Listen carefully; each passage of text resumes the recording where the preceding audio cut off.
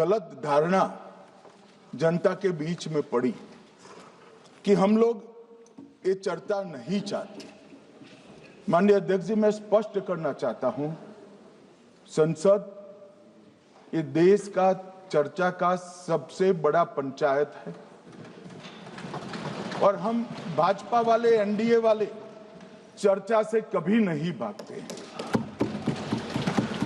कोई भी मुद्दा हो, संसद के नियमों के अनुसार चर्चा के लिए हम तैयार रहते हैं।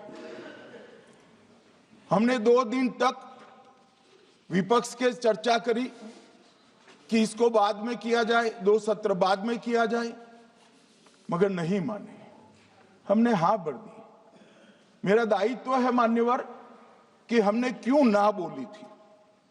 ना बोलने के 2 कारण थे। एक कारण था कि चर्चा गहन पुनर्निरीक्षण के नाम पर वो मांगते थे, एसआईआर के नाम पर मांगते थे। मान्यवर, मेरा बहुत स्पष्ट मत है कि एसआईआर पर इस सदन पे चर्चा नहीं हो सकती है, क्योंकि गहन पुनर्निरीक्षण की जिम्मेदारी भारत के चुनाव आयोग की है।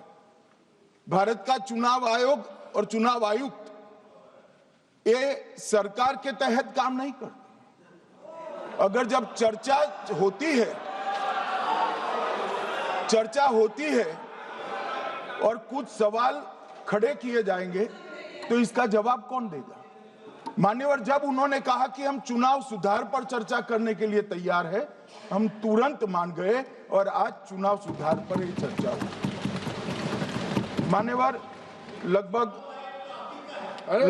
63 प्लीज मान्य दादा बीमार हो, मैं समझ रहा हूं, मगर बीमार ज्यादा हो तो घर पे रहा करो, यहां सदन का माहौल मत बिगाड़िए। मान्यवर,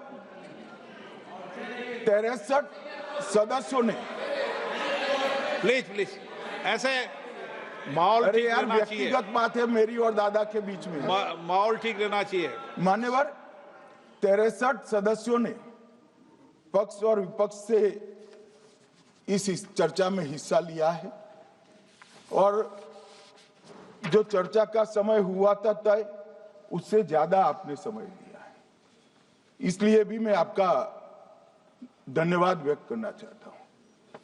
मान्यवर, चर्चा तय हुई थी चुनाव सुधारों के लिए, मगर ज्यादातर विपक्ष के सदस्यों ने एसआईआर पर ही चर्चा करी। अब चर्चा इन्होंने जिस तरह से शुरू करी है, जवाब तो मुझे देना पड़ेगा मान्यवर, और मैं मानता हूं उनको सुनना भी चाहिए। मान्यवर, इस एसआईआर पर, गहन पुनर्निरीक्षण पर एक तरफा 4 महीने से झूठ फैलाया और देश की जनता को गुमराह करने का प्रयास किया।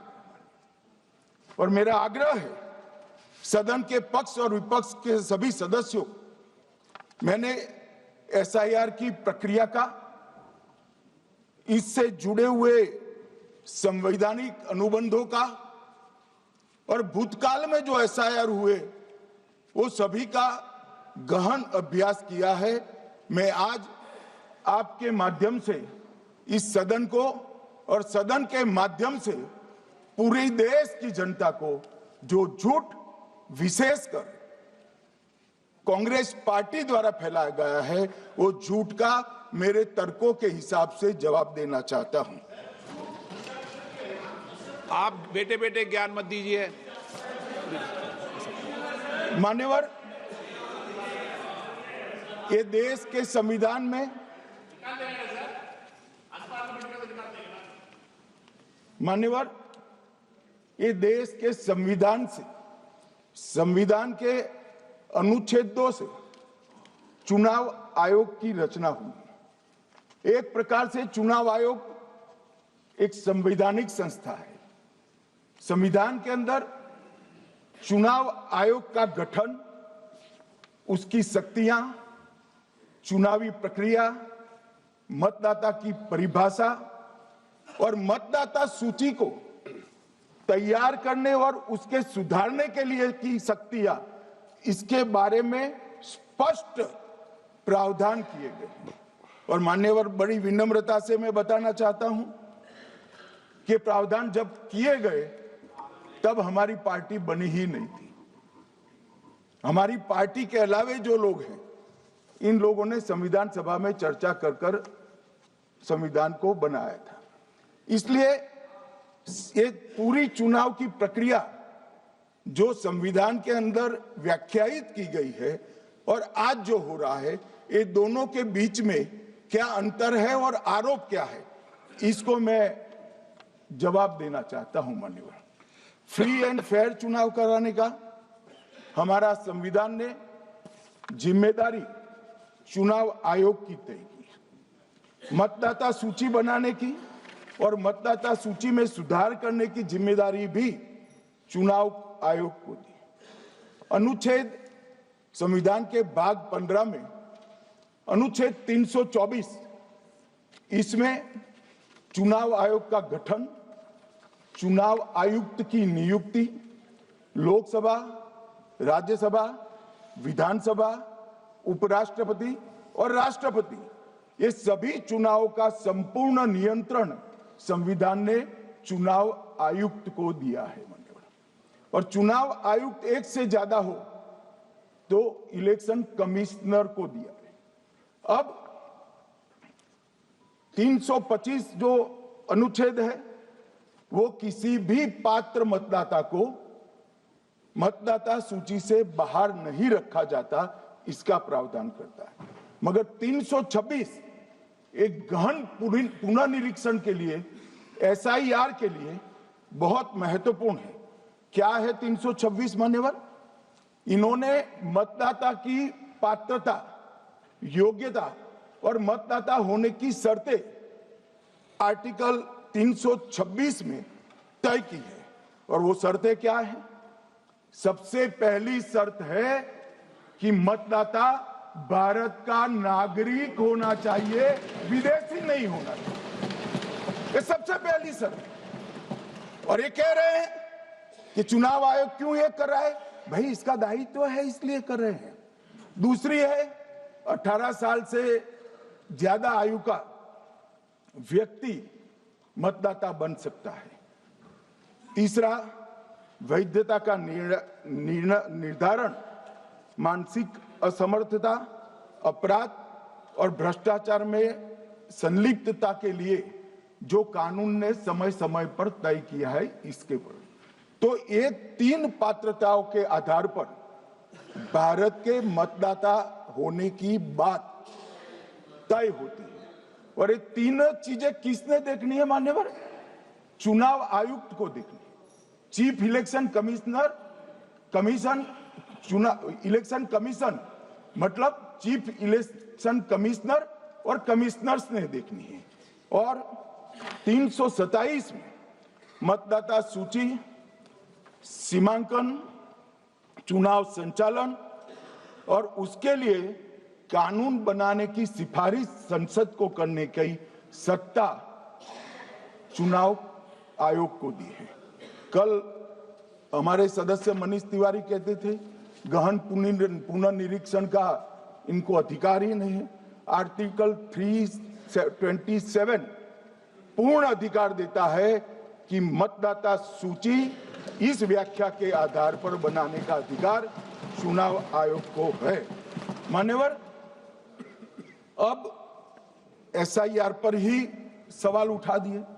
मान्यवर, इन्होंने कहा कि एसआईआर आज क्यों हो रहा है। मैं इनको थोड़ा इतिहास बता, और मान्यवर एक नई फैशन हो गई है, इतिहास बताते हैं तो नाराज हो जाते हैं कि आप इतिहास मत बताइए। अरे भला कोई भी प्रक्रिया, कोई भी देश, कोई भी समाज इतिहास को छोड़कर कैसे आगे बढ़ सकता है? इतिहास कोई भी समाज का महत्वपूर्ण अंग है। मान्यवर, हमारे लोकतांत्रिक इतिहास की शुरुआत 1952 से हुई। तो सबसे पहला गहन पुनर्निरीक्षण एसआईआर कब हुआ? 1952 में। एसआईआर की क्या जरूरत है वो कहते हैं, इसलिए मैं कहता हूं। तो उस वक्त प्रधानमंत्री कौन थे? जवाहरलाल नेहरू।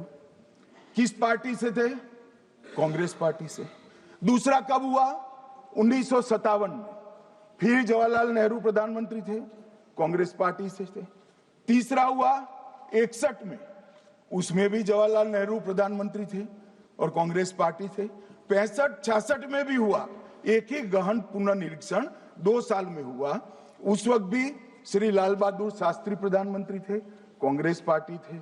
83-84 में हुआ, इंदिरा जी थी। 87-89 में हुआ, राजीव गांधी थे। 92-93-95 में हुआ, नरसिम्हा राव थे। 2002 और 3 में हुआ, तब श्री अटल बिहारी वाजपेयी थे।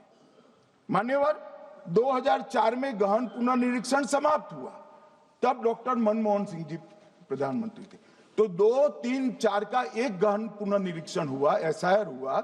उसमें 2 साल एनडीए के प्रधानमंत्री थे, भाजपा के थे, और 1 साल डॉक्टर मनमोहन सिंह। 2004 के बाद सीधा 2025 में गहन पुनर्निरीक्षण हो रहा है और इस वक्त हम हैं। एक पूरा गहन पुनर्निरीक्षण एसआईआर की प्रक्रिया का आज तक 2004 तक किसी भी दल ने विरोध नहीं किया है मान्यवर, क्योंकि ये चुनाव को पवित्र रखने की प्रक्रिया है।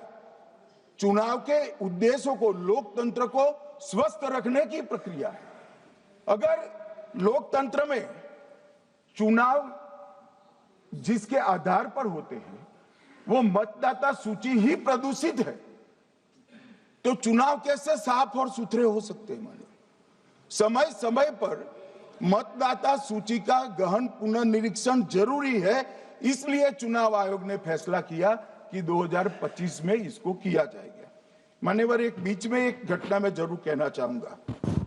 2010 में एक चुनाव आयुक्त महोदय ने निर्णय किया कि रिटर्निंग ऑफिसर को मतदाता सूची में से नाम काटने का अधिकार नहीं है, और उसके बाद से किसी की मृत्यु हुई तो भी नाम नहीं कटते थे, कोई एक क्षेत्र से दूसरे क्षेत्र में गया तो भी नाम नहीं कटते थे।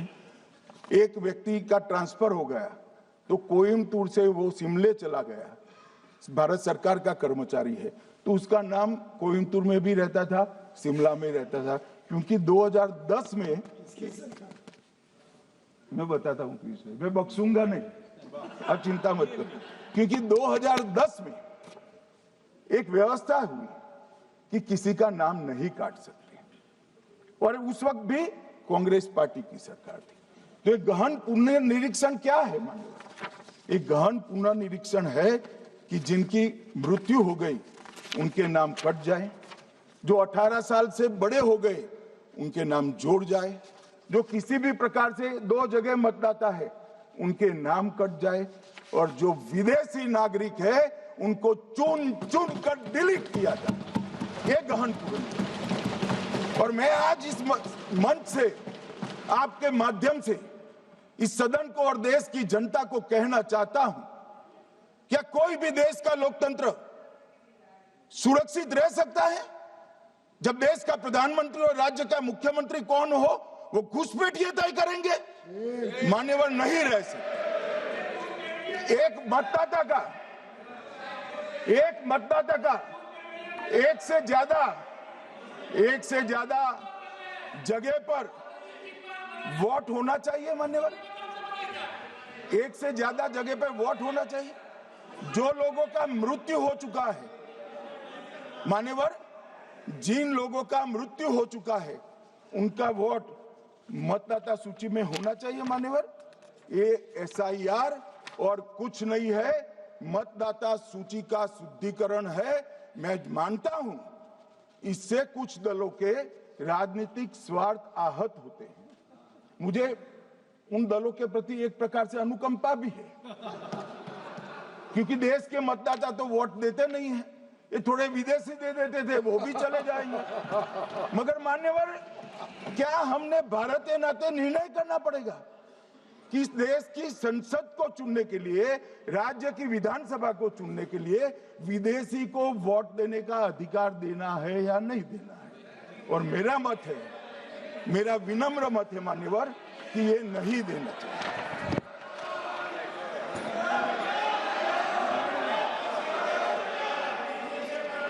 दादा बैठ जाइए। Please please. मान्यवर,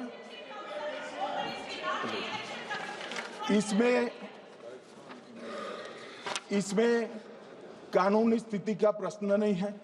अभी सांसद महोदया बोला कि इलेक्शन कमीशन का अधिकार नहीं है।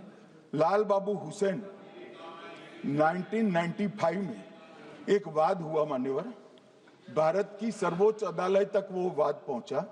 लाल बाबू हुसैन बनाम मतदाता रजिस्ट्रेशन ऑफिसर 1995 में इसका जजमेंट आया और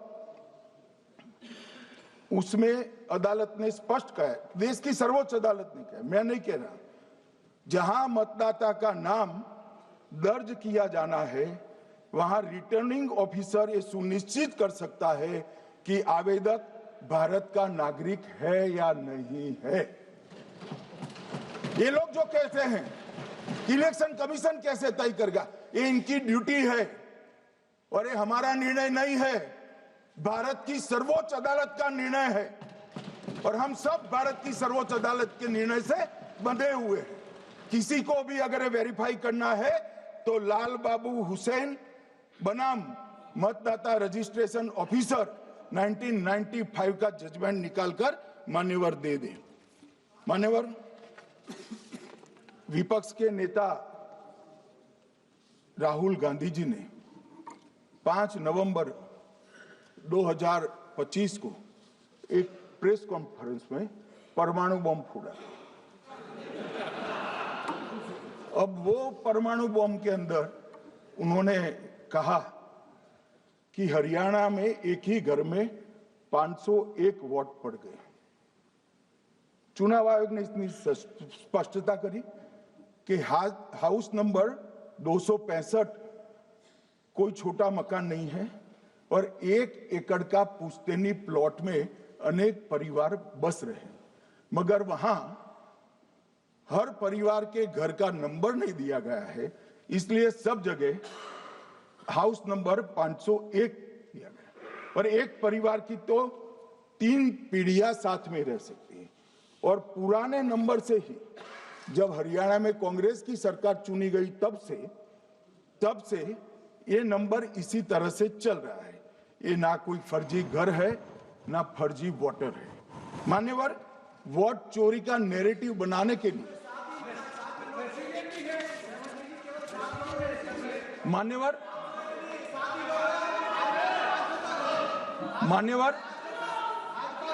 बिहार में भी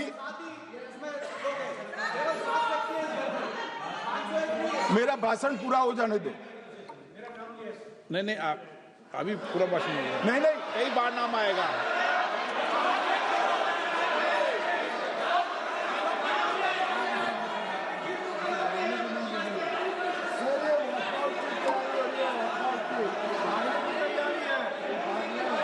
माननीय सदस्य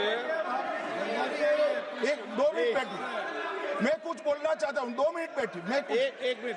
मान्यवर सदस्य 1 मिनट। मान्यवर, मेरा विपक्ष के नेता से एक निवेदन है कि 2 मिनट सुन ले मुझे, बाद में उनको बोलने का मौका दीजिए। मान्यवर 2 मिनट। मान्यवर, मेरा आपसे विनम्र निवेदन है, मैं आधी रात तक बैठने के लिए तैयार हूं, मुझे कोई आपत्ति नहीं।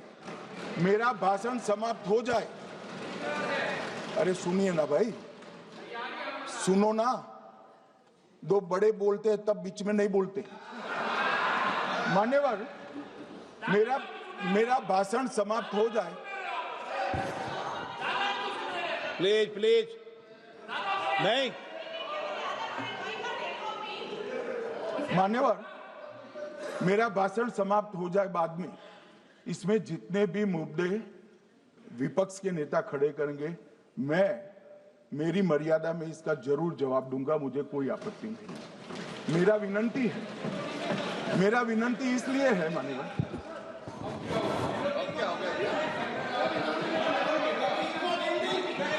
एक मिनट उनको पूरी बात करने दें। हाँ मान्यवर, मेरा विनंती भी मान्यवर। नो प्लीज डिबेट नहीं करते बैठे। मान्यवर, मेरा विनंती इसलिए है कि शायद वो जो मुद्दा खड़ा करना चाहते हैं उसका जवाब मेरे आगे भाषण में आ जाएगा तो मुद्दा ही नहीं बचेगा, इसलिए मैं कह रहा हूं मुझे पूरा सुन लिया जाए। मान्यवर, बिहार में एक मतदाता की उम्र 34 साल बताई गई, 34 साल की है, इसको 124 साल बताया गया। सच था कि इसमें उम्र 124 बार छपी थी।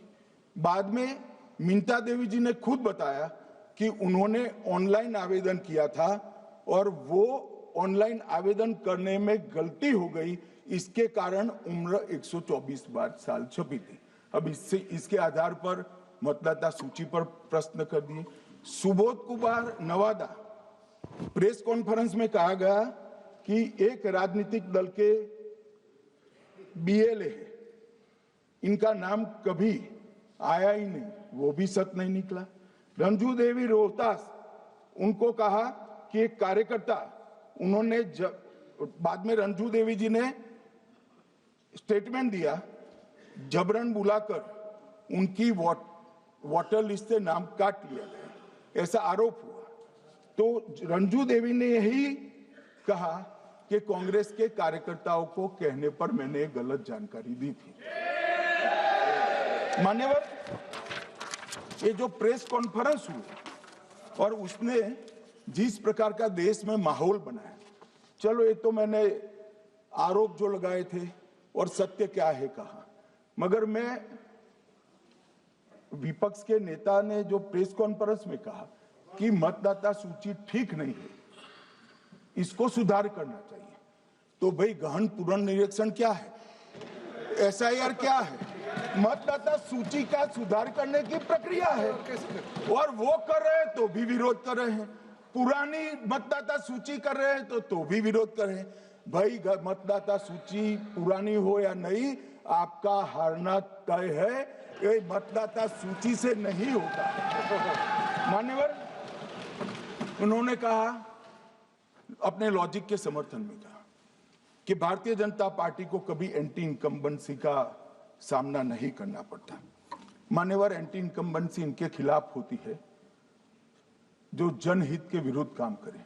ये बात सही है कि भाजपा को एंटी इनकम्बेंसी का फायदा विरोध बहुत कम करना पड़ता है। हमारी सरकारें बार बार चुनकर आती हैं, चाहे राज्य में है या केंद्र में, परंतु ऐसा नहीं है कि हम 2014 के बाद एक भी चुनाव नहीं हारे। छत्तीसगढ़ में 18 में हारे, राजस्थान में 18 में हारे, मध्य प्रदेश में 18 में हारे, कर्नाटक में भी 14 के बाद हारे, तेलंगाना में हम जीत नहीं पाए, चेन्नई में हम जीत नहीं पाए, बंगाल में भी हम हारे। भाई तो तब तो ये मतदाता सूची बहुत अच्छी होती है, तब से नए कपड़े पहनकर आप शपथ ले लेते हो। उस वक्त मतदाता सूची का विरोध नहीं करते हो, और जब मुंह की पटखनी पड़ती है बिहार की तरह, तब मतदाता सूची का विरोध करते हो। मान्यवर, दोहरे मापदंड नहीं चलेंगे लोकतंत्र में। जब आप जीतते हो तब चुनाव आयोग महान है, जब आप हारते हो तो चुनाव आयोग निकम्मा है, बीजेपी का कहने पर चलता है।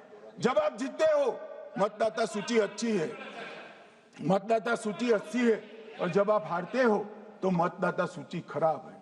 मान्यवर, मुझे कोई आपत्ति नहीं, इस प्रकार का भ्रांति फैलाए तो फैलाए, मेरा दायित्व है कि इस देश की जनता को एक ड्यूअल स्टैंडर्ड की जानकारी देना, जो मैं आज इस सदन में खड़े होकर दे रहा हूं। मान्यवर, आगे पर भी मैं इस विषय को कहूंगा, और ढेर सारे आरोपों के मेरे पास जवाब है।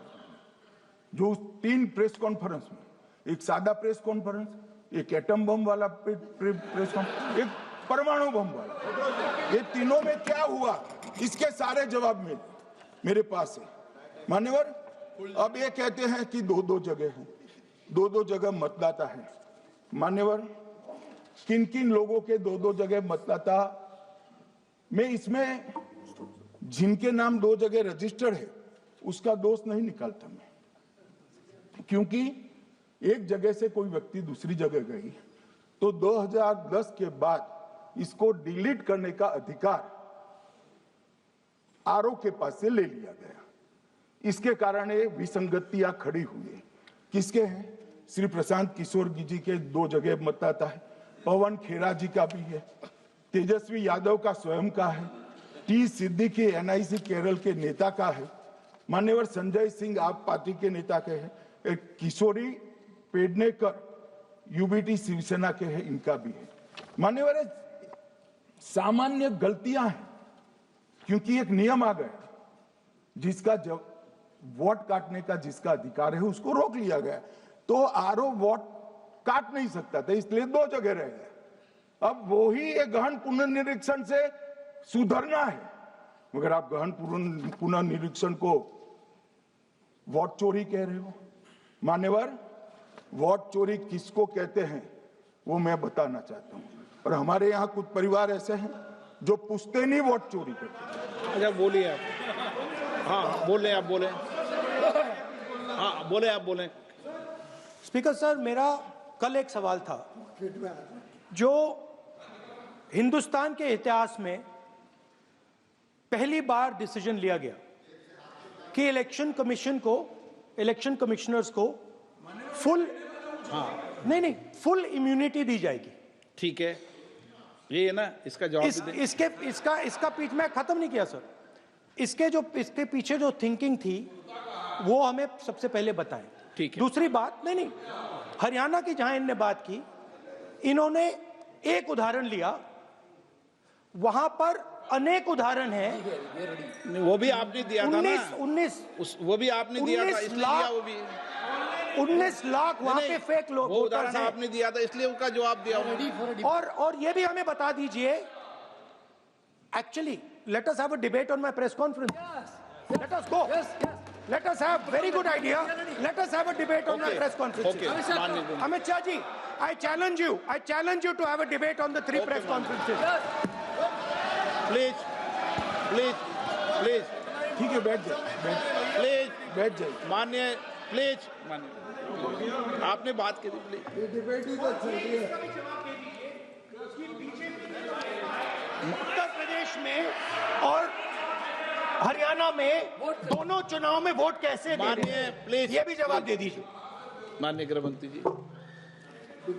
मान्यवर, पहली बात मैं स्पष्ट करना चाहता हूं, मैं 30 साल से विधानसभा और संसद में जनप्रतिनिधि के रूप में चुनकर आता हूं। मुझे लंबा अनुभव है संसदीय प्रणाली का।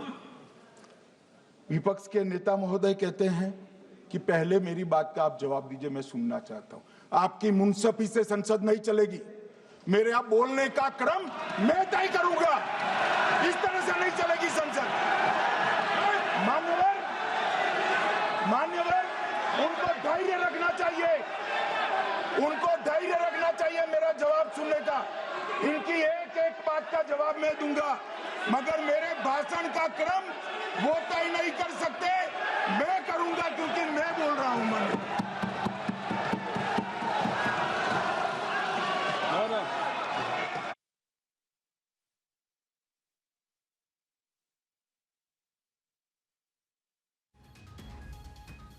एक मिनट गृह मंत्री, क्या गलत बोला उन्होंने यही बोला, आपने जो बात उठाई है मुझे कब बोलना है मैं तय करूंगा, यही बोला ना, उसमें क्यों उत्तेजित हो रहे हो आप? हाँ, आपके 2-2 मिनट में खड़े होने से थोड़ी जवाब देते रहेंगे। नो, माननीय गृह मंत्री, नहीं होगा। मैं आपको फिर मौका दूंगा, आपको।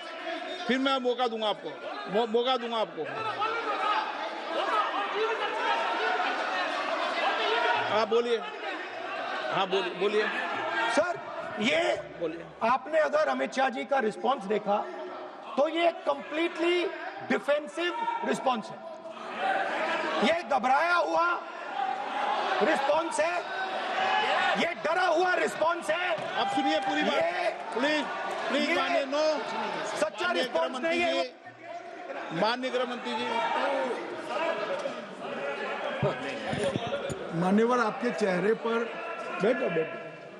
मान्यवर, आपके चेहरे पर चिंता की लकीरें मैं देख रहा हूं कि मैं क्या बोलूंगा। मैं उनके उकसावे में नहीं आऊंगा, मैं मेरे विषय पर बोलूंगा।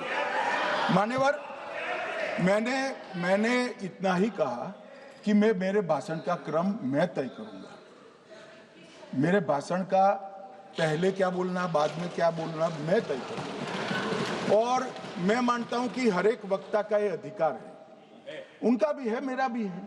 कल वो बोल रहे तो हम ऐसा थोड़ी ना बोले आप झूठ क्यों बोल रहे हो, हम नहीं बोले, नहीं बोल सकते साहब, वो माननीय विपक्ष के नेता है, वो बोल सकते अपना भाषण मान्यवर। और मैंने तो ये भी कहा मेरा पूरा भाषण छूट कर कुछ बच जाता है तो आप पूछिएगा, मैं जवाब दूंगा, मगर अब धैर्य भी चाहिए और सुनना भी चाहिए, दोनों चीजें करनी पड़ती है। मान्यवर, वोट चोरी का कोहराम बचा। मैं वोट चोरी किसको कहते हैं वो बताना चाहता हूं। वोट चोरी के 3 आयाम हैं। एक तो मतदाता नहीं है, मतलब योग्यता नहीं है और आप वोटर बन जाते हो तो वोट चोरी माना जाएगा।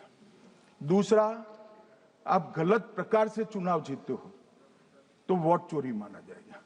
और तीसरा, जनादेश को डिफाई करते हो, मतलब वोट के विपरीत आप कोई पद प्राप्त कर लेते हो तो भी एक प्रकार से वोट चोरी होता है। अरे सुनो ना, क्यों जल्दबाजी करते हो मानिकम, क्यों? अब मैं 3 वोट चोरी की घटनाएं बताना चाहता हूं। सबसे पहली घटना हुई आजादी के बाद, देश का प्रधानमंत्री तय करना था। तय कौन करना था? तो उस वक्त के जितने प्रांत थे इसके कांग्रेस के अध्यक्षों ने, उनके एक एक वोट से तय होना था। अब 28 वोट श्री सरदार पटेल को मिले और 2 वोट जवाहरलाल नेहरू जी को मिले।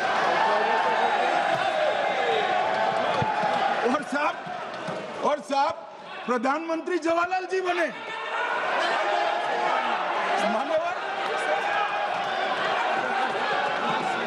मान्यवर,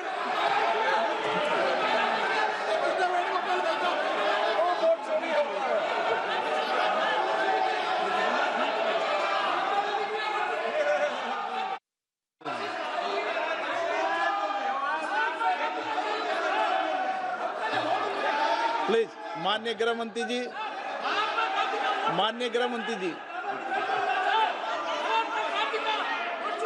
प्लीज।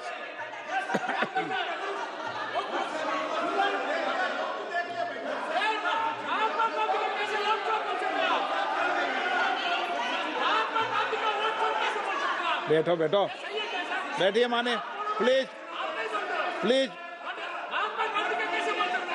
प्लीज।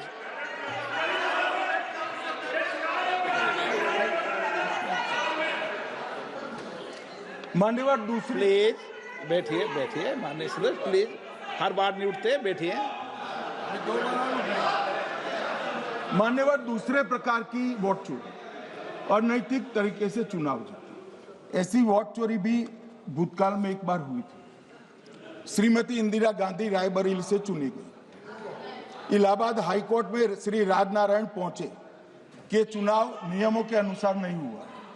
इलाहाबाद हाईकोर्ट ने ये तय कर दिया कि श्रीमती गांधी ने उचित तरीके से चुनाव नहीं जीता है, हम इसको रद्द कर दें। मान्यवर, ये भी वोट चोरी थी, बहुत बड़ी वोट चोरी थी। और उसके बाद में क्या हुआ? उसके बाद में वो वोट चोरी को ढकने के लिए संसद में कानून लाया कि प्रधानमंत्री के खिलाफ कोई केस ही नहीं हो सकता। मैं विपक्ष के नेता को कहना चाहता हूं, इम्यूनिटी की बात आप चुनाव आयोग की पूछ रहे हैं, इसका तो मैं जवाब दूंगा, इम्यूनिटी का। मगर ये इम्यूनिटी जो श्रीमती गांधी ने दी थी, इसके लिए आपका क्या कहना है? और उन्होंने तो स्वयं के लिए ले ली। उनका आरोप है। प्लीज, ऐसे नहीं चलता मान्यवर। आप जब बोले, जब 5-5 मिनट उठेंगे क्या? ये मान्यवर, उनका आरोप है। आप भी बोले ना, गलत। 1-1 मिनट में सदस्य नहीं उठेगा ना। मान्यवर, उनका आरोप है कि सरकार ने बनाया तो लोकतंत्र ने बनाया, तो जो समय का केस था वो बताया है, आगे का तो बताया। मोदी जी को भी सब लोगों ने प्रधानमंत्री बनाया है भाई, आपकी कृपा से नहीं बने हैं।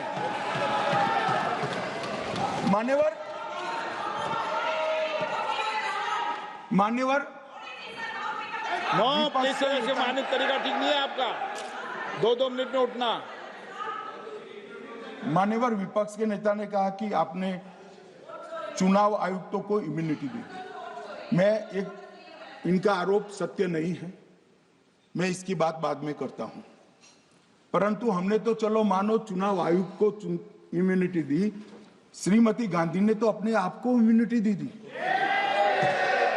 और फिर जब ये संवैधानिक सुधार के वायरस चैलेंज हुए तो वो केस जीतने के लिए 2, 3 और 4 नंबर के सर्वोच्च न्यायालय के जज को बाईपास कर चौथे नंबर के जज को चीफ जस्टिस बनाया और वहां केस भी जीत लिया। और मान्यवर, ये तो इतिहास है, कौन जुटला सकता है? इनको कोई पढ़ाता नहीं है इतिहास, ये तो इतिहास है, सर्वोच्च अदालत और संसद के रिकॉर्ड में रखा हुआ इतिहास है। इसके खिलाफ लल्लन सिंह जैसे कितने लोग पूरा जीवन लड़े बिहार में इमरजेंसी के खिलाफ, जेल में गए, लाखों लोग गए। और तीसरी वोट चोरी कहना चाहता हूं, तीसरी वोट चोरी का प्रकार मैंने बताया था कि योग्यता नहीं है और मतदाता बन जाना। अभी एक वाद पहुंचा है, वाद मतलब डिस्प्यूट पहुंचा है दिल्ली की सिविल अदालत में। उसमें डिस्प्यूट ये है कि सोनिया गांधी जी इस देश की नागरिक बनने से पहले मतदाता बने।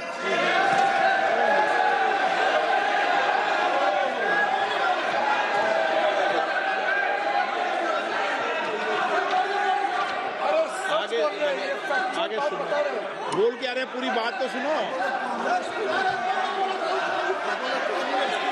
मान्यवर,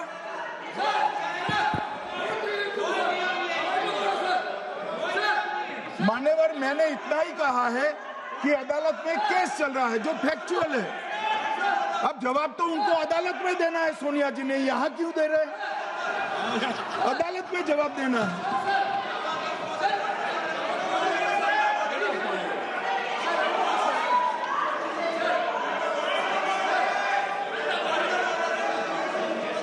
बीच के भाषण में पॉइंट ऑफ ऑर्डर नहीं होता। नहीं है सर, आगे लाइए सर। मुझे याद है जो माननीय सदस्य नहीं है, ये 352 ये रहा, 352 टेबल पे रहता है, मुझे वहां याद है 352। Home Minister is speaking about an issue which is pending in a court. Actually, what happens is, Rosaville court, some period.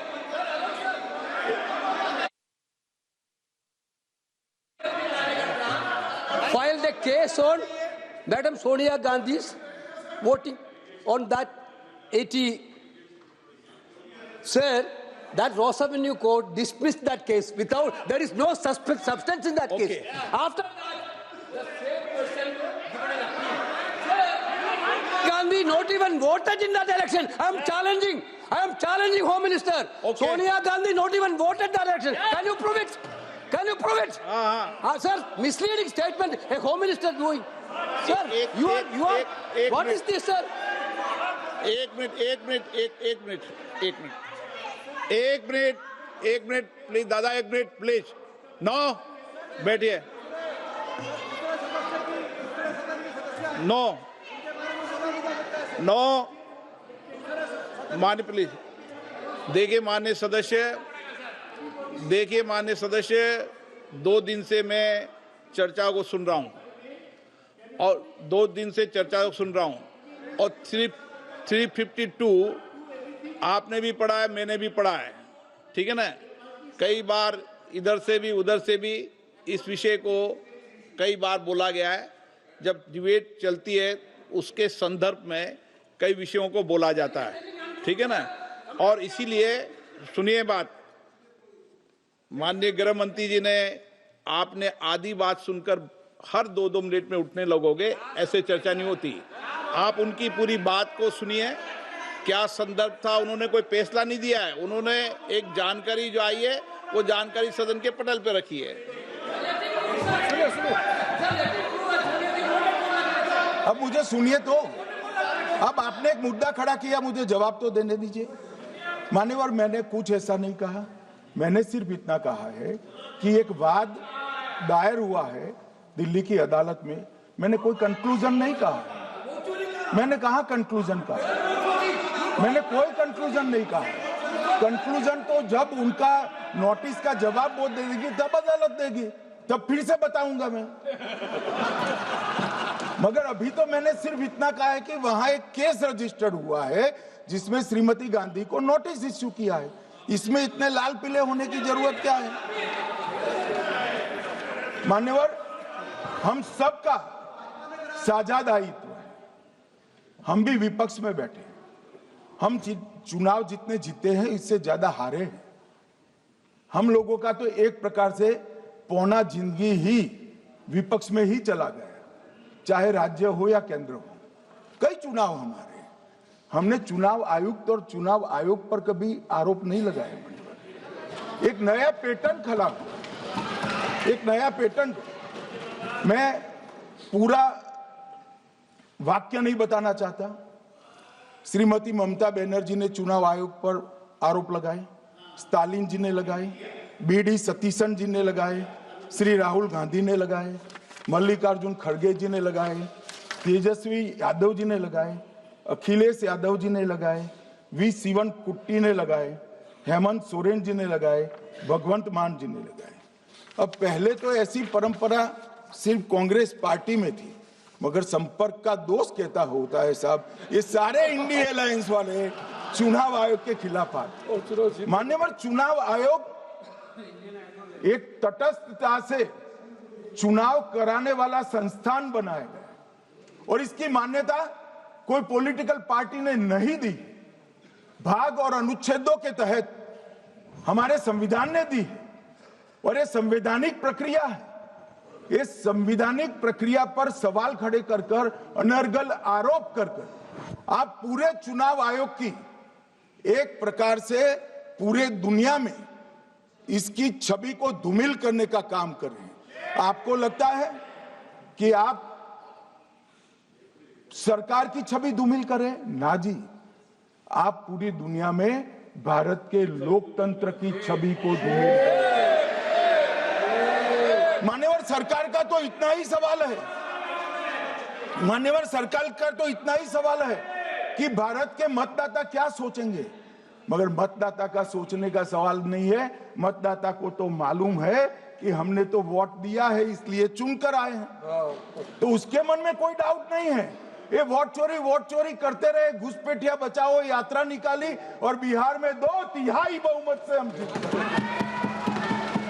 मान्यवर, ये जो नई परंपरा शुरू हुई कि देश के अंदर चुनाव न जीते तो चुनाव आयोग को बदनाम करो, चुनाव प्रक्रिया को बदनाम करो, मतदाता सूची को बदनाम करो, ये हमारे लोकतंत्र का भला नहीं करेगी। यही आयुक्त के कहते, यही सरकार के होते हुए आप कई चुनाव जीते, हम कुछ नहीं बोले, हम पार्टी में बैठकर इसकी मीमांसा की। मगर ये लोग चुनाव आयोग पर प्लीज नो, आप बैठिए, आप ठीक है बैठिए। माननीय सदस्य प्लीज प्लीज। मान्यवर, मैं थोड़ी स्पष्टता के लिए आंकड़ा देना चाहता हूं। मई 14 में श्रीमान नरेंद्र मोदी इस देश के प्रधानमंत्री बने, तब से उनको आपत्ति है। तो एनडीए क्या क्या जीती? 3 लोकसभा चुनाव हम जीते, 41 राज्यों के विधानसभा चुनाव जीते, तो हम 44 विधानसभा टोटल चुनाव जीते हैं 2024 से 25 तक। मगर वो भी 30 चुनाव जीते हैं अलग अलग विधानसभा में, 30 जगह पे। अगर मतदाता सूची करेक्ट है तो क्यों शपथ लिया, क्यों चुनाव लड़ा? आप बताइए देश की जनता को। आप लोग यहाँ कैसे पहुंचे? श्री राहुल गांधी जहां से चुनकर आए थे, वो वायनाड की मतदाता सूची में भी मेरी पार्टी ने प्रेस कॉन्फ्रेंस कर इसी प्रकार की डिस्क्रिपेंसी को बताया है। इसका जवाब नहीं देते। हमने अमेठी का भी बताया है, इसका जवाब नहीं देते हैं। मान्यवर, ये चुनाव की मतदाता सूची में जो थोड़ी बहुत गलतियां हैं, उसको वो लोग मुद्दा बनाते हैं चुनाव हारने का। चुनाव हारने का कारण है नहीं, मैं अंत में बताऊंगा क्यों हारते हो चुनाव, मैं बताऊंगा माननीय अंत। परंतु फिर भी चलो मान ले कि मतदाता सूची ठीक नहीं है, तो गहन पुनर्निरीक्षण का मतलब ही ये है कि मतदाता सूची को सुधारने की प्रक्रिया। अब इसमें आपके बीएलए सहयोग नहीं करते हैं, आप उसका बहिष्कार का ऐलान करते हो, आपकी राज्य सरकारें जहां है वो मदद कम करती हैं, तो कैसे मतदाता सूची का शुद्धिकरण होगा? जो आपकी डिमांड है वो ही चुनाव आयोग कर रहा है। आपकी डिमांड है कि मतदाता सूची ठीक हो, वो चुनाव आयोग कर रहा है। मगर हुआ क्या है मान्यवर मालूम है? इनको अब अगर प्रेस में कोई पत्रकार उनको पसंद ना आए ऐसा सवाल पूछते हैं तो तुम बीजेपी के एजेंट हो ऐसा कहते हैं। मान्यवर सवाल जो भी हो उसको लेना चाहिए। मान्यवर पत्रकार कभी बीजेपी का एजेंट नहीं होता है, मगर आप अगर ऐसा मानते हो कि लोकतंत्र में आपको पसंद आए ऐसे ही सवाल पत्रकार पूछे तो ये नहीं हो सकता। इमरजेंसी नहीं है भाई, इमरजेंसी नहीं है। मान्यवर एक प्रेस में कोई सवाल पूछता है तो कहते हैं बीजेपी के एजेंट हो, केस हारते हैं तो जज पर आरोप कर देते हैं, चुनाव हारते हैं तो ईवीएम पर आरोप करते हैं, ईवीएम की दलील अब गले नहीं उतरती तो वोट चोरी का मुद्दा लेकर आए, वोट चोरी का मुद्दा लेकर पूरा बिहार में यात्रा निकाली, फिर भी हार गए। अब हारने का कारण आपका नेतृत्व है, ये हारने का कारण ईवीएम और मतदाता सूची नहीं। और अगर ये मानते हैं मान्यवर,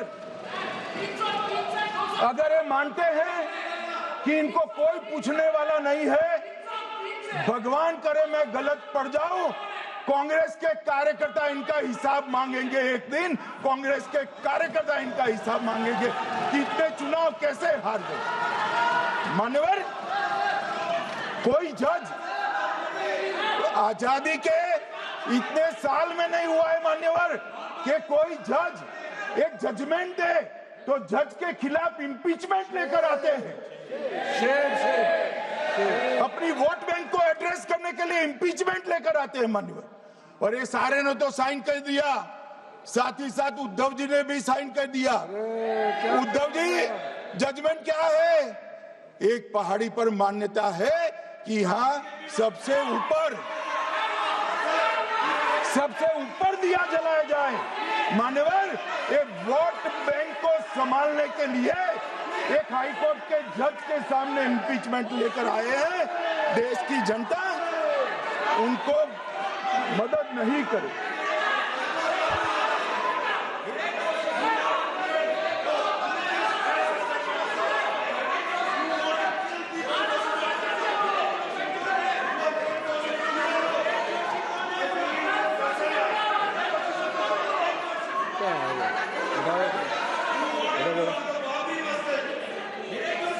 प्लीज नो।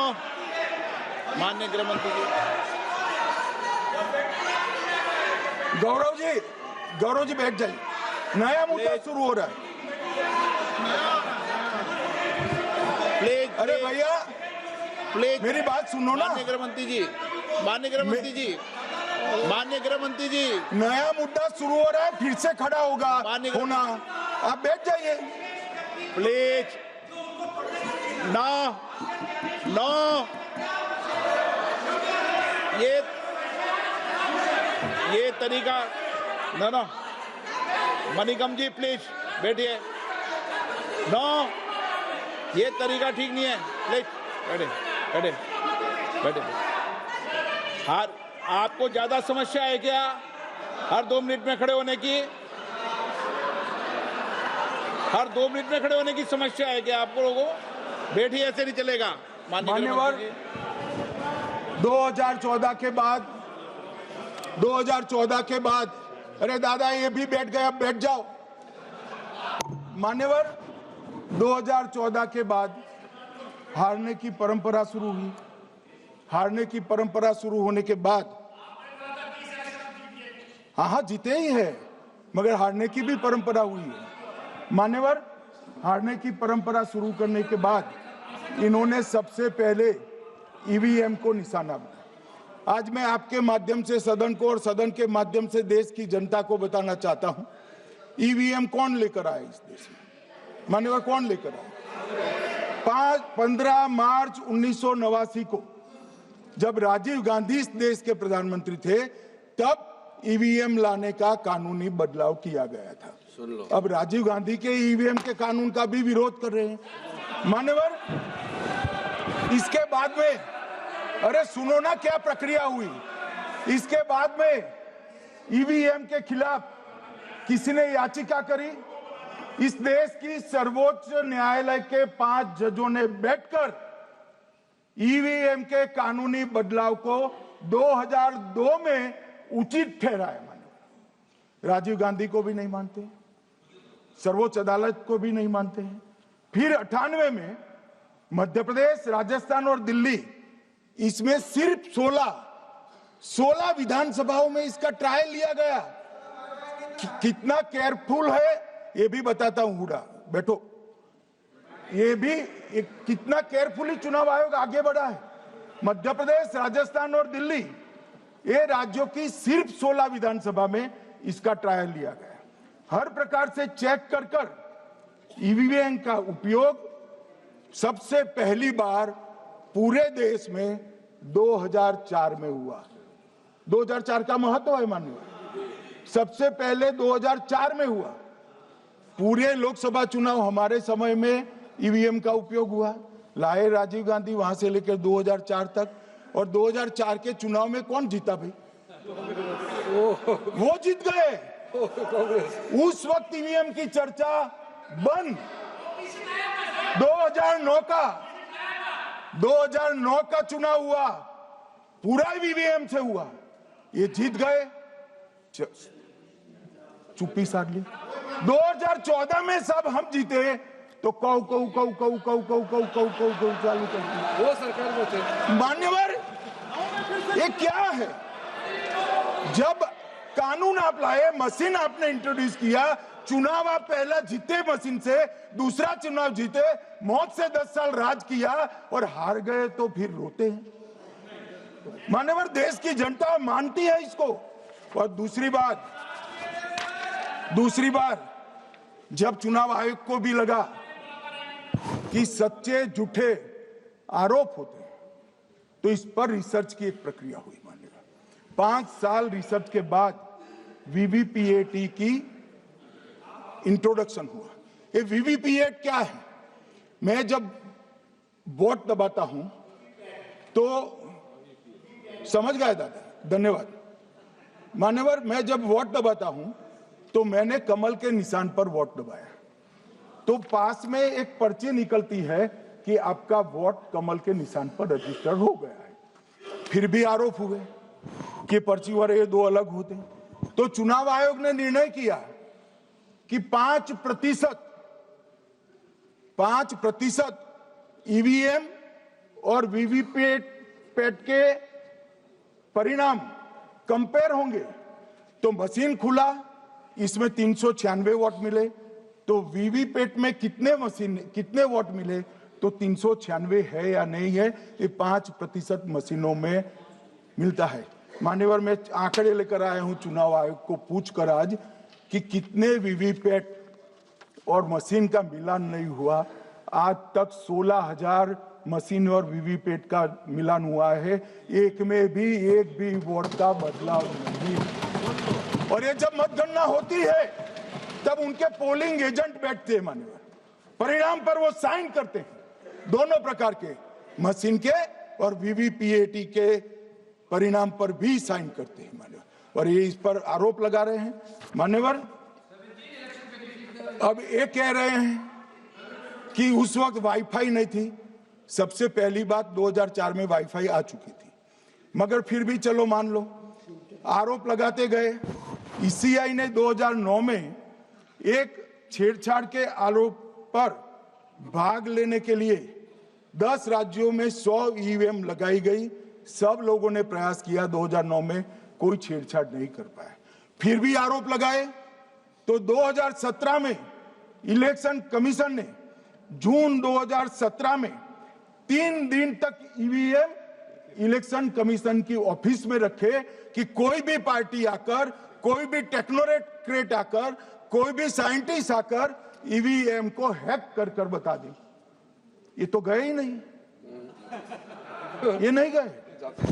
मान्यवर, ये सिर्फ प्रेस में आरोप करते हैं, ना अदालत में जाते हैं, ना चुनाव आयोग के पर जाते। मान्यवर, मगर एक्सपर्ट भी नहीं गए। आप कोई एक्सपर्ट भेज देते भैया, एक्सपर्ट भी नहीं भेजा। और मान्यवर, 2017 में फिर चुनाव आयोग इस निर्णय पर पहुंचा कि आने वाले सब चुनाव ईवीएम से होते हैं। अब चुनाव आयोग ने तो निर्णय कर दिया, मगर मैं भी साहब थोड़ा ज्यादा सोचता हूं। तो मैंने सोचा साला ये चुनाव आयोग कहता है कुछ नहीं हो रहा है, कुछ नहीं हो रहा है, तो ये लोग आरोप क्यों लगा रहे हैं?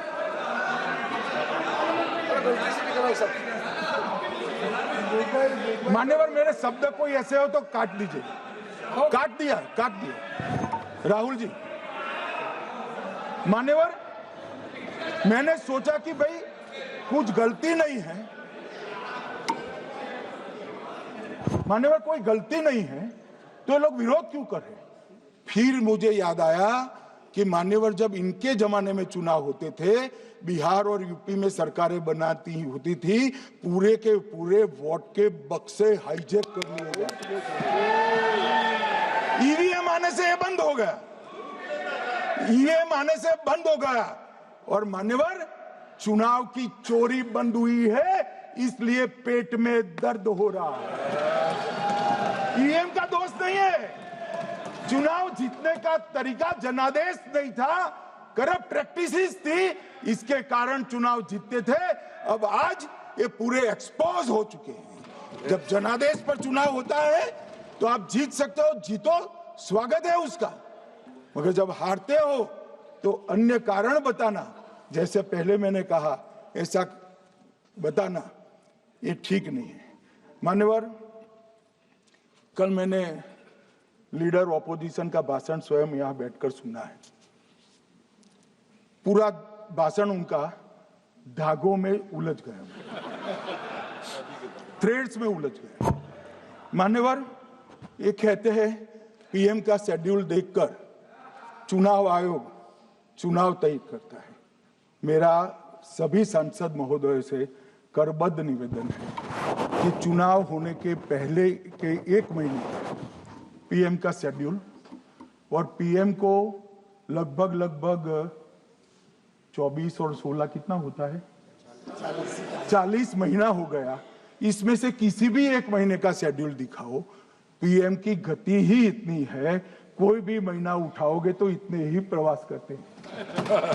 मानवर, इसको चुनाव का कोई लेन देन नहीं है। हमारे प्रधानमंत्री जनसंपर्क में आजादी के बाद सबसे ज्यादा प्रवास करने वाला प्रधानमंत्री, और मैं जानता हूं साहब, मैं जानता हूं नरेंद्र मोदी जी को 2001 से मैं बता सकता हूं, एक भी दिन की छुट्टी नहीं, एक भी वैकेशन नहीं, लगातार जनता का काम करना।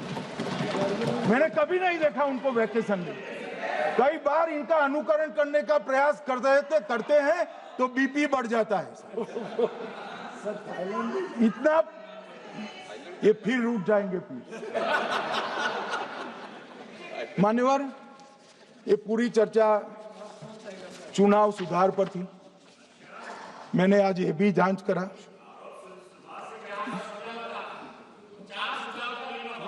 सुनो ना, जरा धैर्य रखो भाई। मान्यवर, मैंने आज सुबह चुनाव आयुक्त के वहां जांच कराई। जांच मतलब कोई गोपनीय चीज नहीं पूछी है, आप इसका इशू मत बने। मैंने ये पूछा कि चुनाव सुधार के लिए मई 2014 के बाद कौन सी पार्टी से कितने आवेदन आपको मिले, क्योंकि चुनाव सुधार जो करना है इसकी प्रक्रिया क्या है। चुनाव सुधार सभी राजनीतिक दलों के साथ चर्चा कर चुनाव आयोग भारत सरकार के विधि मंत्रालय को भेजता है, और विधि मंत्रालय इसका कानून बनाकर संसद के सामने रखता है। ये प्रक्रिया है। तो मैंने सोचा कि इतना बड़ा हो हल्ला हुआ तो ढेर सारे चुनाव सुधार कांग्रेस पार्टी ने दिए होंगे, तो मैं जरा उसका पुच्छा कर दूं, लगे हाथ तो इसकी भी बात कर लूं, इसमें गोपनीय क्या है। तो मैंने पूछा तो साहब मुझे एक रहस्य मालूम पड़ा कि आज तक मई 2014 से चुनाव आयोग को एक भी चुनाव सुधार का सुझाव कांग्रेस पार्टी से नहीं मिला।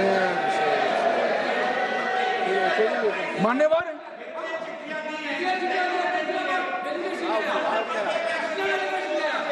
बैठे बैठे मैं बताता हूं मान्यवर, मैं जवाब पूछोगे क्या?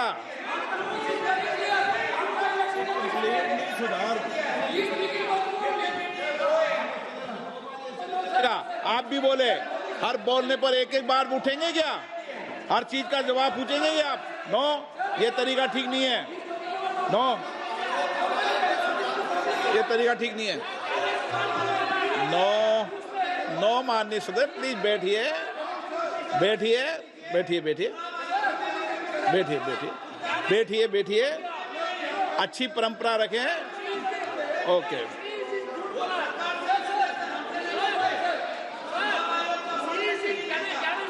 नो नो प्लीज, हर 2 मिनट नहीं उठते। अच्छी है। नो, ऐसी नो, प्लीज बैठिए आप, प्लीज बैठिए, प्लीज बैठिए, प्लीज बैठिए, सुनिए, प्लीज प्लीज बैठिए। माननीय सदस्यगण, ये कभी परंपरा नहीं रही कि सत्ता पक्ष और प्रतिपक्ष का कोई भी माननीय सदस्य कभी बोल रहा हो तो हर विषय पर बैठे बैठे टिप्पणी करना या हर विषय पर खड़े होकर सवाल पूछना, ये परंपरा कभी नहीं रही। आपने भी भाषण दिया आज, आपको कोई ने बीच में उठ के पूछा कोई ने? माननीय गृह मंत्री जी, अच्छी परंपराएं लागू करो, अच्छी तरह चलाएं सदन। मैं मेरे स्टेटमेंट पर कायम हूं। नरेंद्र मोदी सरकार बनने के बाद आज तक कांग्रेस पार्टी ने चुनाव आयोग को एक भी चुनाव सुधार का प्रपोजल नहीं दिया। मान्यवर, ये कई बार मिलने गए हैं, मैंने उनका प्रेस कॉन्फ्रेंस भी देखा है।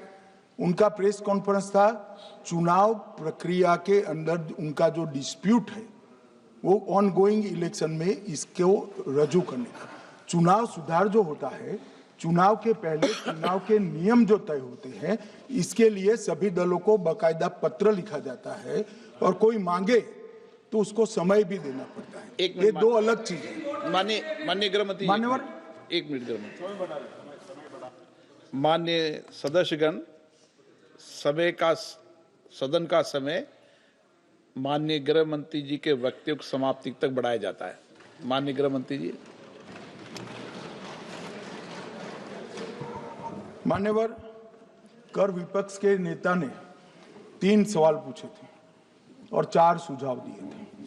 पहला सवाल था मुख्य न्यायाधीश को चुनाव आयोग चयन समिति से बाहर क्यों निकाला गया, पहला सवाल था। दूसरा सवाल था दिसंबर 2003 में कानून बदलकर चुनाव आयोग को पूर्ण प्रतिरक्षा क्यों दी गई।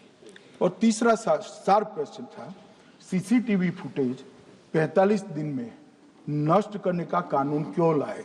कानून नहीं लाए हैं, सर्कुलर चुनाव आयोग ने इश्यू किया है, मगर ठीक है, हार्द में समझ रहा हूं ये क्यों कर रहे हैं। ये 3 इसके जवाब थे। मान्यवर, मैं इसमें से सबसे पहले सवाल का जवाब देना चाहता हूं। मान्यवर, मुझे पूरा सुनकर जरा आप आपत्ति लीजिएगा, क्योंकि मैं बताऊंगा तो पास से ही, मगर वर्तमान का भी जवाब दूंगा। मान्यवर, 73 वर्ष तक इस देश में चुनाव आयोग की नियुक्ति का कोई कानून ही नहीं था। माननीय सभी सदस्य ध्यान से मुझे सुने, 73 साल तक इस देश में चुनाव आयोग की नियुक्ति का कोई कानून नहीं था। नियुक्ति प्रधानमंत्री सीधी कर देते थे। और मान्यवर, मैं आज ये पूरे देश को बताना चाहता हूं कि टोटल अब तक जितने चुनाव आयुक्त हुए और जितने मुख्य चुनाव आयुक्त और चुनाव आयुक्त ये सभी इसी प्रकार से हुए।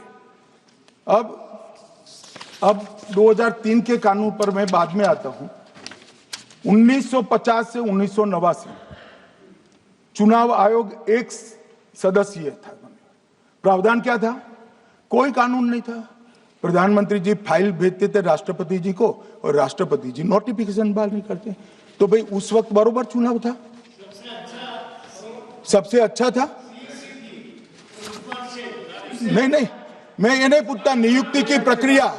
मान्यवर, पूरा उनका 55 साल प्रधानमंत्री जी ने ही चुनाव आयुक्त को नियुक्त किया, तब तक कोई सवाल नहीं था। और नरेंद्र मोदी करते हैं तो उन पर सवाल उठाते हैं, मगर हमने तो ऐसा भी नहीं किया मान्यवर। फिर 89 से 91 जब 89 में चुनाव आयुक्त उनकी सुनते नहीं थे तो पहली बार उस पर ब्रेक लगाने के लिए चुनाव आयोग को बहुत सदस्यीय बनाया गया।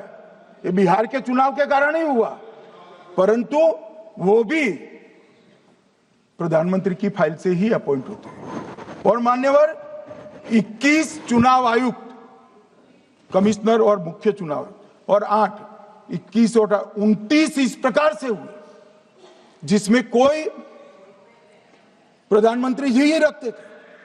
कांग्रेस पार्टी ने ही यह परंपरा बनाई थी, कानून भी कांग्रेस पार्टी ने बनाया था।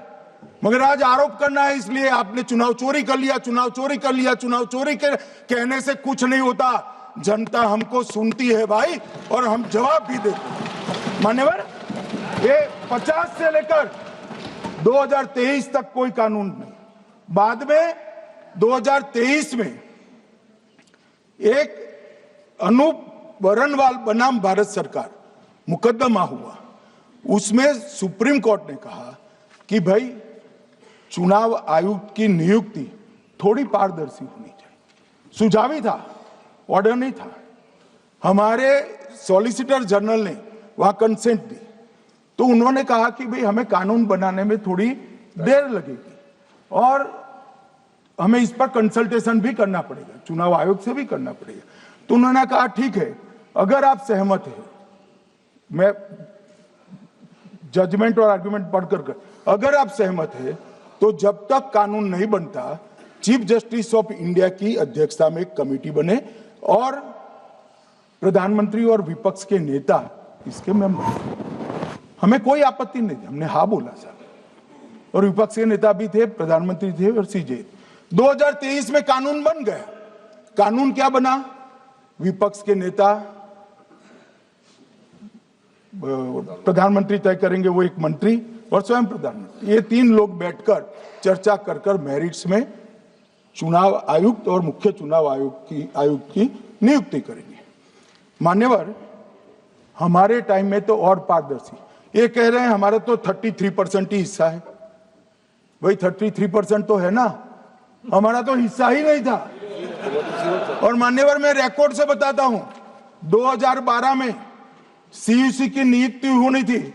अडवाणी जी ने सुझाव दिया लिखकर कि एक प्रणाली बना जाए, नहीं बनाया और BS संपत जी को सीधा चुनाव आयुक्त बना दिया।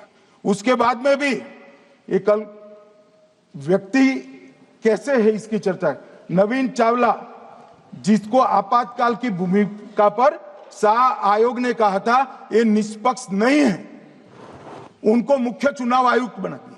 जबकि मुख्य चुनाव आयुक्त गोपाल स्वामी ने इनके खिलाफ पक्षपात के सबूत भी भेजे, खारिज कर दिया। मान्यवर, सुने नहीं। हमारे समय में ऐसा कभी नहीं हुआ है। हमारे समय पर विरोध होता है मगर पक्षपात के सबूत किसने नहीं दिए हैं।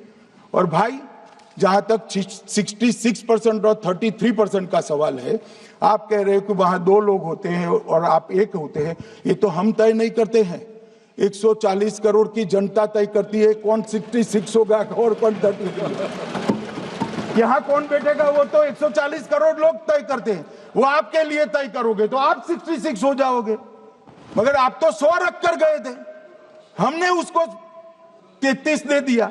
मान्यवर, ये क्या सवाल उठाते? और वो समझते हैं कि मैं बोलता हूं तो बस ये ब्रह्म वाक्य होगा।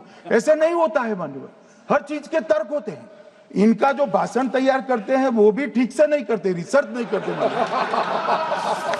मान्यवर, इन्होंने सीसीटीवी फुटेज 45 दिन में इलेक्शन कमीशन ने नष्ट करने का निर्णय किया, इस पर आपत्ति उठाई। मान्यवर, जन प्रतिनिधित्व अधिनियम 1951 की धारा 81 में एक प्रावधान है। प्रावधान क्या है? उम्मीदवार चुने जाने के बाद 45 दिन में चुनाव याचिका दायर कर सकते हैं। 45 दिन के बाद इसको कोई चुनौती नहीं दे सकता। ये नियम 1991 में बना, तब उस वक्त सीसीटीवी फुटेज नहीं था। सीसीटीवी फुटेज बाद में चुनाव आयोग ने एक सर्कुलर से रूल्स में बदलाव कर ऐड किया। अब किया क्या है चुनाव आयोग ने? सीसीटीवी फुटेज का जो रिकॉर्ड है उसको जन प्रतिनिधित्व अधिनियम की 1951 की धारा 81 के साथ संरक्षित किया है, मतलब अलाइन किया है कि 45 दिन के बाद कोई डिस्प्यूट की प्रोविजन ही नहीं है एक्ट में, तो 45 दिन के बाद ये सीसीटीवी फुटेज क्यों रखना चाहिए? अब इतनी सादी समझ नहीं है सब। मैं क्या कर सकता हूँ? सब समझ के कोई इंजेक्शन नहीं होते जो भड़ाम से दे दिया। मान्यवर, ये धारा 81 1951 से है, मगर पहले पर्चियों से होते थे तो पर्ची के लिए थी। अब सीसीटीवी फुटेज का कैमरा आ गया तो सीसीटीवी फुटेज ऐड कर दिया। मान्यवर, उन्होंने कहा, और इस वक्त जब सीसीटीवी फुटेज जब प्रक्रिया में ऐड किया, तब स्पष्ट चुनाव आयोग ने कहा था कि सीसीटीवी रिकॉर्डिंग संवैधानिक दस्तावेज नहीं है, ये आंतरिक प्रबंधन है। किस चीज का आंतरिक प्रबंधन? कि चुनाव सीज होने के बाद कोई पुनः मतदान की अर्जी करता है कि भाई ये मतदान मथक में चुनाव ठीक नहीं हुआ, तो चुनाव आयोग जो निर्णय करता है वो सीसीटीवी फुटेज के आधार पर करता है। पहले मौखिक करता था, टेक्नोलॉजी आई, सीसीटीवी फुटेज स्वीकार कर लिया। अब ये आंतरिक प्रबंधन के लिए है मान्यवर।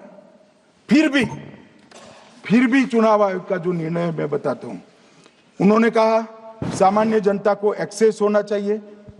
रूल्स बनाया गया है, सामान्य व्यक्ति सीसीटीवी फुटेज उच्च न्यायालय में जाकर 45 दिन के अंदर ऑर्डर करा सकता है। अब ये कहेंगे 45 दिन में जजमेंट नहीं आएगा, मगर उच्च न्यायालय इतना ऑर्डर कर सकता है कि ये सीसीटीवी फुटेज आप डिस्ट्रॉय मत करना।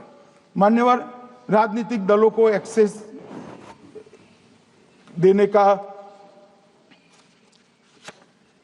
उन्होंने प्रावधान करा है, तो वो चुनाव को चैलेंज करे राजनीतिक दल 45 दिन के अंदर। ऑटोमेटिक जो चुनाव चैलेंज होता है मान्यवर, उसका सीसीटीवी फुटेज नियमों से हम चुनाव आयोग रिजर्व कर देता है। मान्यवर, ये प्रक्रिया कुछ पढ़ते नहीं। इसके बाद पॉलिटिकल एजेंटों को एक्सेस होनी चाहिए। पॉलिटिकल एजेंट भी मान्यवर हाईकोर्ट से इसको प्राप्त कर सकता है। अब करते कुछ नहीं, एक भी ना हाईकोर्ट में अर्जी करी, ना चुनाव आयोग में करी, और सीसीटीवी फुटेज का बहाना लेकर बोलने लगे। अब इतने लाखों बूथों का सीसीटीवी फुटेज हर नागरिक मांगने लगा कोई कारण के बगैर, तो किस प्रकार से चुनाव आयोग दे सकता है? किस प्रकार से दे सकता है? यहां हुआ क्या है, सब प्राप्त करना चाहते हैं वो प्रेस कॉन्फ्रेंस करना। उनको लगता है कि मेरी प्रेस कॉन्फ्रेंस ये संवैधानिक प्रावधान के तहत होती है।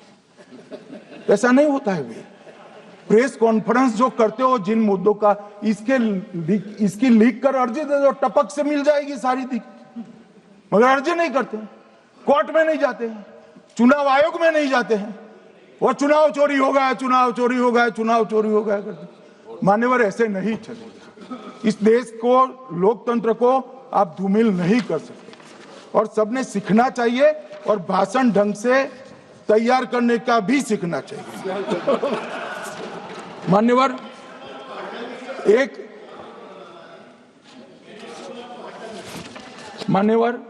एक उन्होंने कहा सीईसी को 2003 में कानून बनाकर इम्यूनिटी दी। मान्यवर, representation of the people act 1950 में ही ईसीआई के अधिकारियों को जो इम्यूनिटी प्राप्त है उससे जरा भी बढ़ोतरी नहीं करी। हमने सिर्फ रिप्रेजेंटेशन ऑफ 1951 के एक्ट को पुनरावृत्ति की है। मान्यवर, आरपीए एक्ट की धारा 32 और आरपीए एक्ट 51 के सुधार की धारा 146C कहती है कि चुनाव आयोग के कोई भी अधिकारी जिसमें इलेक्शन कमिश्नर आ जाते हैं, इस पर कोई मुकदमा चुनाव प्रक्रिया के लिए नहीं चल सकता। ये प्रावधान है मान्यवर, और वो प्रावधान को 23 के कानून में इसको भी हमने संरेखित किया है मान्यवर। इतने सारे वकीलों को राज्यसभा दे रखी है, भगवान जाने क्या करते हैं सर, अपने नेता को ब्रीफ भी नहीं करते मान्यवर। मान्यवर, ये वाक्य आप निकाल सकते हैं, ये वाक्य निकाल सकते हैं मान्यवर।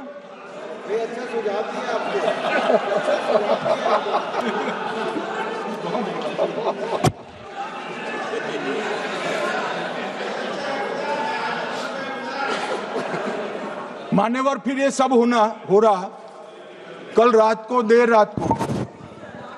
देर रात को मान्यवर मैं मेरा भाषण तैयार कर रहा, तो मैंने अपने आप को पूछा कि ये सब इतना स्पष्ट है तो ये मुद्दा क्यों उठा रहे। मेरी समझ में अगर इतना पढ़कर आता है तो उन्होंने भी तो पढ़ा होगा, ये मुद्दा क्यों उठा रहे। मूल मुद्दा है अवैध घुसपैठियों को मतदाता सूची में रखने। इन लोगों ने मान्यवर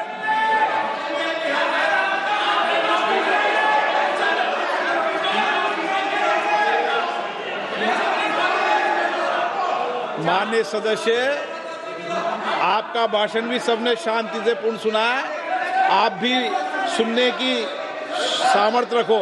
नहीं, आप सुनने की सामर्थ्य रखो। नो, प्लीज बैठिए, सुनो, पूरा भाषण सुनो। आप जब बोलते हैं तो इधर भी सुनते हैं, आप भी इधर भी बोलते हैं, इधर सुने। इलेक्शन रिजल्ट के लिए बात हुआ था सर।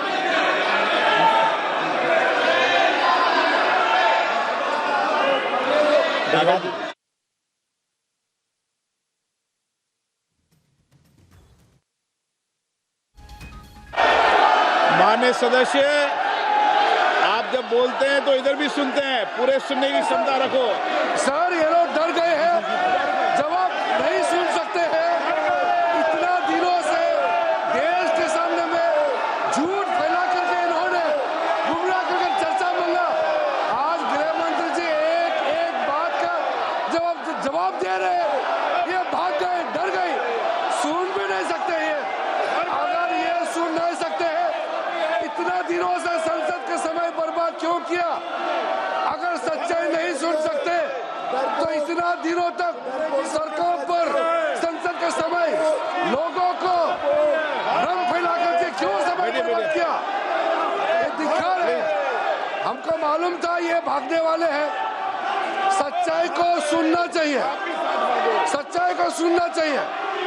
और जब सच्चाई सामने में आया तो डर गए, सुनने का कैपेसिटी तक नहीं है और इतना गुमराह किया। पिछले सेशन का पार्लियामेंट सेशन इन्होंने तबाही किया, मॉनसून सेशन को भी इन्होंने बर्बाद किया इसी मुद्दे पर, और ये हमारे शीतकालीन समय को भी इन्होंने 2 दिन बर्बाद किया। आज बारीकी से जब बता रहे थे ये लोग भाग गए, ये तो ठीक नहीं है।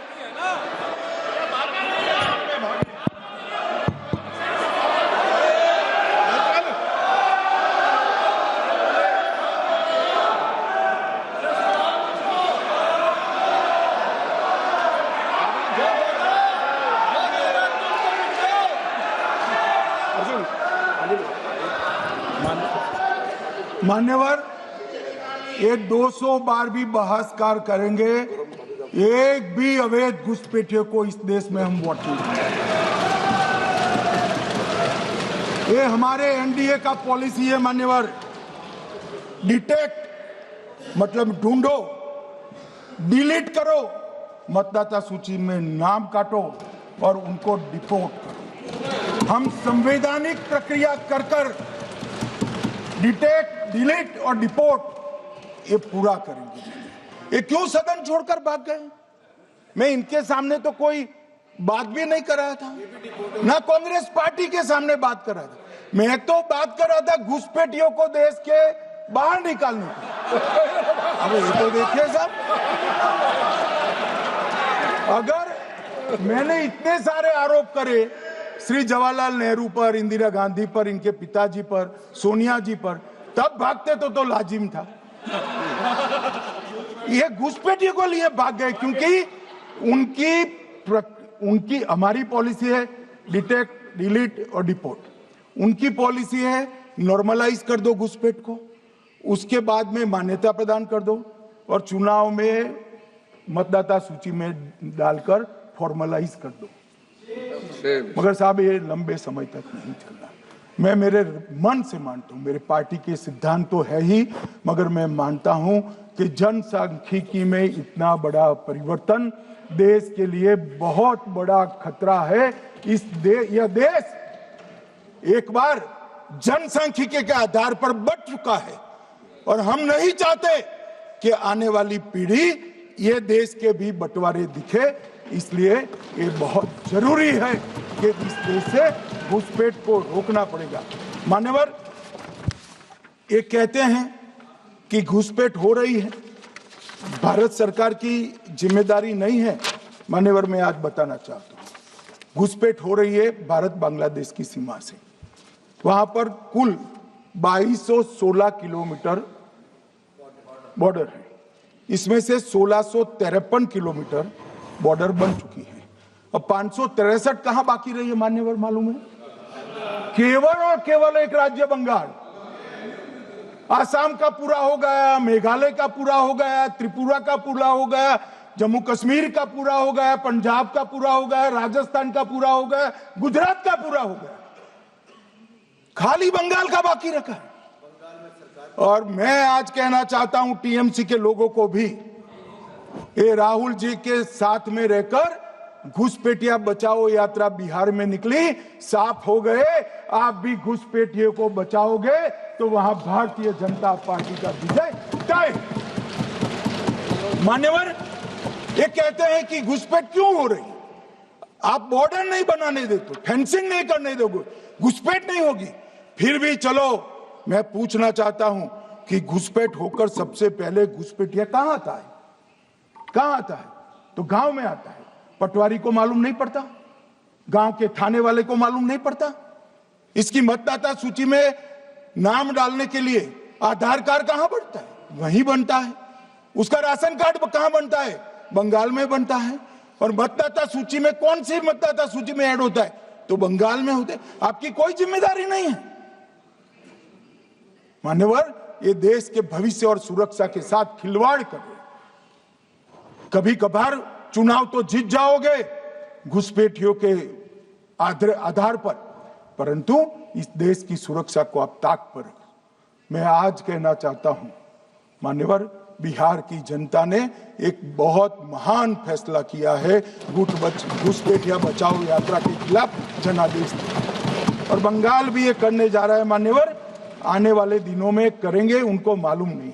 मान्यवर, मैं एक कल राहुल गांधी जी ने एक विषय कहा था कि सारी संवैधानिक संस्थाएं आपने करप्ट कर दी। मैंने पूरा बताया कि चुनाव आयोग की नियुक्ति के पहले क्या नियम थे। उन्होंने कहा कि महत्वपूर्ण पद पर आरएसएस की विचारधारा के लोग रख लिए जाते हैं, तो इसमें क्या आपत्ति है भाई? क्या इस देश में कोई कानून बना है कि आरएसएस की विचारधारा वाले हैं उनको कोई महत्वपूर्ण? अरे इस देश का प्रधानमंत्री आरएसएस की विचारधारा वाला है। इस देश का गृह मंत्री आरएसएस की विचारधारा वाला है और जनादेश से बनकर आए, आपकी कृपा से बनकर नहीं आए हैं मान्यवर। मगर उन्होंने क्या किया था वो मैं फिर बताना चाहता हूं। 1969 में इस देश का राष्ट्रपति का चुनाव हुआ। 1969 में इंदिरा जी अपनी पार्टी के अंदर ही संघर्ष करती थी। पार्लियामेंट्री बोर्ड ने राष्ट्रपति के चुनाव के प्रतिनिधि के रूप में कांग्रेस पार्टी का अधिकृत उम्मीदवार बनाया श्री संजीव रेड्डी को, और इंदिरा जी ने प्रधानमंत्री रहते हुए अपने पार्टी के मैंडेट को ही डिफाई कर कहा कि राष्ट्रपति का चुनाव में वोटिंग अंतर आत्मा की आवाज से करनी चाहिए, और उन्होंने श्री वीवी गिरी को प्रत्याशी बनाया मान्यवर। और फिर हुआ क्या, अल्पमत में थी वो, संजीव रेड्डी जी के वोट ज्यादा थे। जीतने के लिए उन्होंने कम्युनिस्टों से समाधान किया और इस देश की सारे संस्थान पर, शिक्षा संस्थान पर, महत्वपूर्ण संवैधानिक पद पर कम्युनिस्टों को बिठाने का काम ये इंदिरा गांधी जी ने, और वहीं से इस देश के विमर्श को बदलने का काम किया है, वहीं से किया है। वामपंथी विचारधारा इस देश के प्रकृति को, इस देश के स्वभाव को, इस देश की जनता को स्वीकार्य नहीं है, और इसीलिए वामपंथी लुप्त हो गए मान्यवर। उन्होंने इस देश के युवा धन को वामपंथी विचारधारा पर डाइवर्ट करने का काम किया है, जो 2014 से फिर से नरेंद्र मोदी जी ने इसको एक अच्छी तरीके से, लोकतांत्रिक तरीके से परिष्कृत करने का काम कर रहे हैं मान्यवर। और ये कह रहे हैं कि आरएसएस के विचारधारा वालों को रखते हैं। कोई ऐसा कानून नहीं है मान्यवर कि आरएसएस की विचारधारा वाला व्यक्ति कोई, आरएसएस की विचारधारा क्या है? देश के लिए मरना ही आरएसएस की विचारधारा है। देश को समृद्धि के परम शिखर पर ले जाना ही आरएसएस की विचारधारा है। देश की संस्कृति का झंडा बुलंद करना ही आरएसएस की विचारधारा। ये क्या समझाते हैं? हम ऐसे मान लेंगे? हम नहीं डरते साहब किसी से, हम नहीं डरते। मैं मेरी ही बात करता हूं। मैं तो 10 साल का था और नारे लगाता था, आसाम की गलियां सुनी है, इंदिरा गांधी खूनी है। हम तो वहां से लड़ते लड़ते आए हैं, हम नहीं डरते मान्यवर। और मान्यवर, इन्होंने कहा कि वोट चोरी से जीतते हैं, वोट चोरी से नहीं जीते हैं। आपने सर्जिकल स्ट्राइक का विरोध किया, इसलिए हम जीते। आपने एयर स्ट्राइक का विरोध किया, इसलिए जीते हैं। आपने 370 हटाने का विरोध किया, इसलिए जीते हैं। आपने राम मंदिर बनाने का विरोध किया, इसलिए जीते हैं।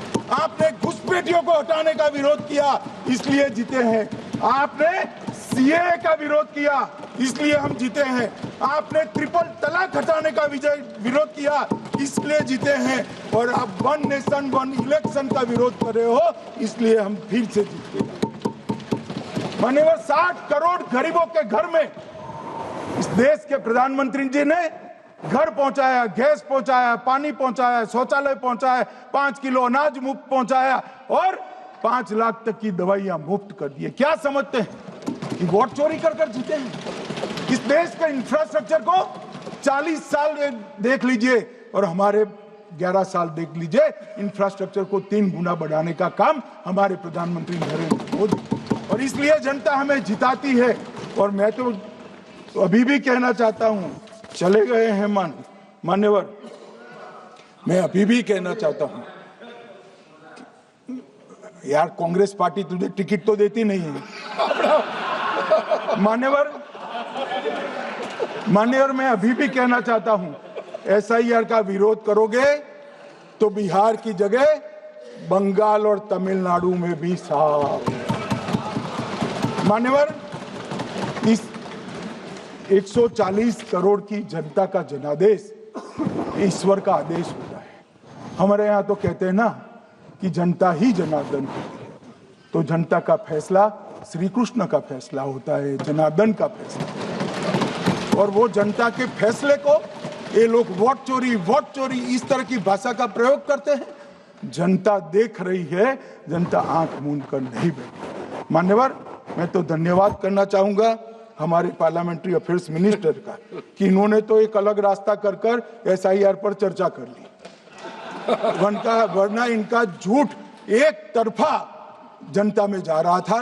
आज आपने भी मुझे इतना विपुल मात्रा में समय दिया, जरूरत पड़ी वहां प्रोटेक्शन भी दिया, मुझे संरक्षण दिया, इसलिए मैं आपका भी धन्यवाद करना चाहता हूं।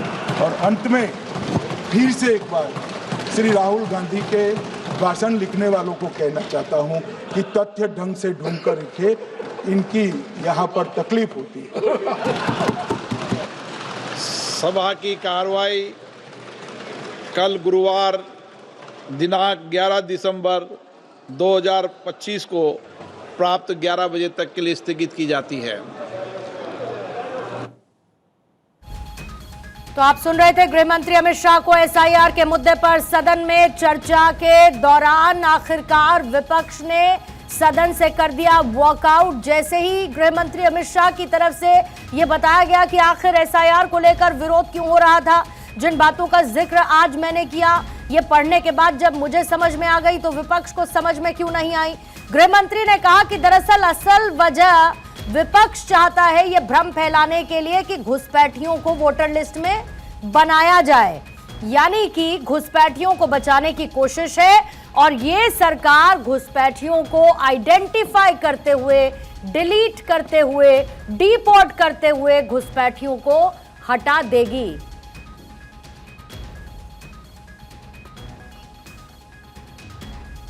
चुनाव आयोग स्वतंत्र संस्था है, अमित शाह ने कहा, और किस तरीके से वजह क्या रही विपक्ष के हारने की, इन तमाम बातों का जिक्र गृह मंत्री की तरफ से अपने तमाम वक्तव्य के दौरान किया गया है।